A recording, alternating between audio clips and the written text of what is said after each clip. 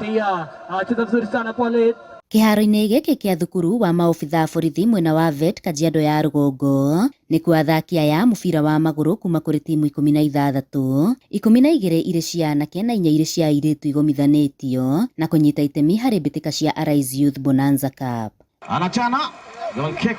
Mbĩtĩka ici na iria iharĩrĩirio nĩ Prophetess Triza kuma bũrũri-inĩ wa Tanzania, ũnyitanĩri-inĩ na MCA wa ward ya Ololua Erigor, irĩ na itanya rĩa gũkũria taranda. So I believe these young people, if we support them with giving them jerseys, you know, the cup and just keeping them busy with these things, you never know. Tutakutana nao Harambee Stars, tutakutana nao Arsenal, tutakutana nao Man U. Nĩ thĩinĩ wa mbĩtĩka ici rĩtana rĩa gũthondekerwo iharo mwena ũyũ rĩikĩtio, athaki magĩtarĩria thĩna ũrĩa makoretwo magĩtũngana naguo meharĩrĩria-inĩ ma mbĩtĩka ciao. Sasa hivi tunakimbia kila mahali tukiomba mahali tunaweza tukachezea mpira yetu.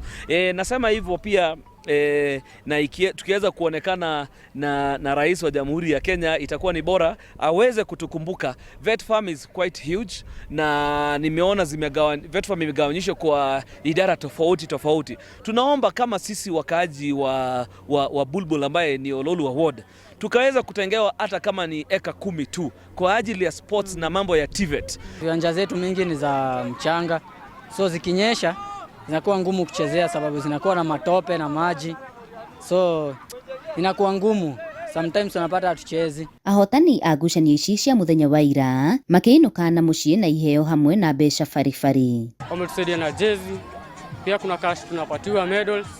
Mavijana wengi wangekuwa hapa kama si tuona. Handũ-inĩ ha Inooro TV kuma Kajiado ya Rũgongo, Ngetwo Wacuka wa Kĩarĩ.